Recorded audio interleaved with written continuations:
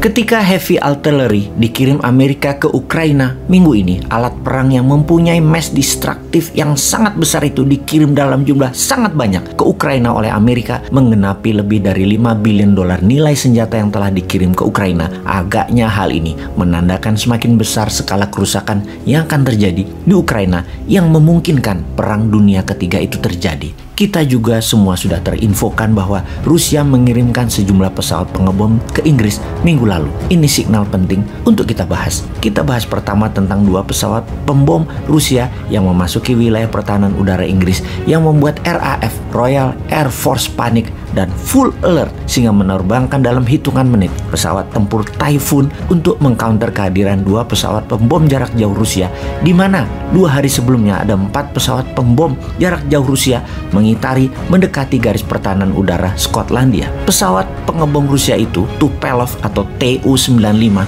sebuah pesawat yang besar diterbangkan menggunakan 4 mesin turboprop, pesawat bomber dan platform misil Rusia buatan tahun 1952 pertama kali diluncurkan. Memang pesawat tua, namun itu strategi Putin untuk membuat wake up call ke Inggris untuk jangan macam-macam dengan Rusia. Rusia punya pesawat pembom jarak jauh lainnya yang lebih canggih, Tu-160, lebih modern, lebih canggih, tetapi menghadirkan pesawat pembom tua sudah membuat panik Inggris. 2 kali penerbangan dalam 2 hari. Yang pertama 4 pesawat pembom, yang terakhir 2 pesawat pembom Rusia yang terbang langsung ke Inggris hingga hanya berjarak 50 km dari wilayah udara Inggris sebelum balik arah lagi memutar balik ke pangkalan Rusia melalui utara Swedia dan Finlandia. Pesawat pengcounter Inggris jenis jet fighter Typhoon sebanyak 12 pesawat langsung menjaga perbatasan udara tersebut, hampir terlambat mengcounternya. Jika benar pesawat pengebom tadi terus masuk ke Skotlandia menuju London, rasanya terlambat diantisipasi.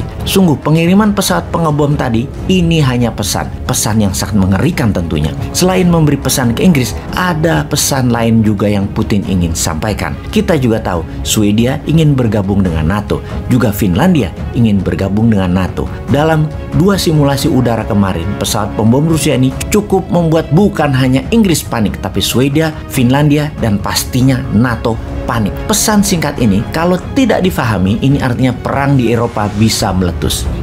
Malah Amerika sekarang menantang Rusia dengan mengirimkan amunisi roket dan artileri darat yang besar-besaran. Kita sekarang ke Amerika yang mengirim senjata berat tersebut dengan menyitir perkataan Biden. Kita akan selesaikan Rusia dalam tanda petik. Semua informasi ini dikuatkan dengan kehadiran Antony Blinken, Menteri Luar Negeri Amerika yang bertemu 3 jam dengan Zelensky 2 hari yang lalu. Masuknya senjata berat dan berbagai amunisi senilai 800 juta dolar tadi memastikan rencana NATO mendukung strategi baru yang Ukraina saat ini akan jalankan.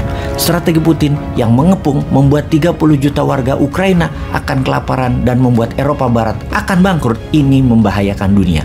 Maka sebagai counternya, Ukraina yang selama ini bertahan serta menggunakan personal weapon perangnya atau senjata pribadi seperti RPG roket, sniper, pistol, senjata laras panjang lainnya, menarget hit and run tentara Rusia, terutama cadangan logistiknya, terbukti efektif hanya di awal perang. Namun ketika taktik perang diubah ke pengepungan dan pengusiran warga yang akan membuat bangkrut negara sekitar, NATO dan Ukraina akan bertindak agresif mengingat warga sekitar sudah mengungsi. Ukraina akan attack sekarang. Ukraina menyerang sekarang, terutama di wilayah Donbas dan Mariupol, selatan dan timur Ukraina. Apa yang akan Rusia lakukan terhadap akan adanya serangan balasan Ukraina tersebut? Ada beberapa hal yang dilakukan Rusia saat ini. Pertama, Rusia mengirim pasukan baru ke Belarusia dalam jumlah masif. 50 ribuan tentara mulai kembali hadir di sana. Yang ini bisa menandakan akan juga menyerang Ukraina dari sisi utara kembali. Kedua, kepungan dari timur menjurus ke Moldova dan wilayah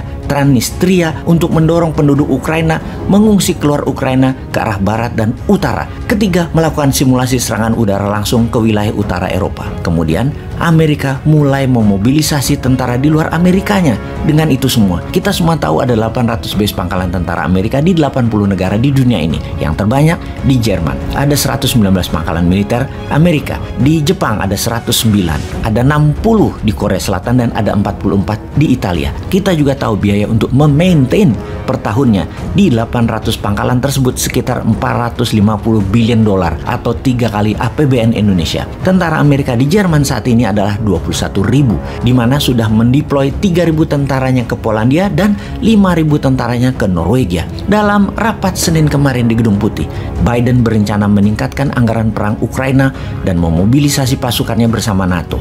Biden akan meminta parlemen untuk disetujuinya anggaran militer tambahan sejumlah 500 billion dolar. Sebuah angka yang serius untuk kita waspadai. Lalu Indonesia bisa apa sih sebenarnya dalam hal ini?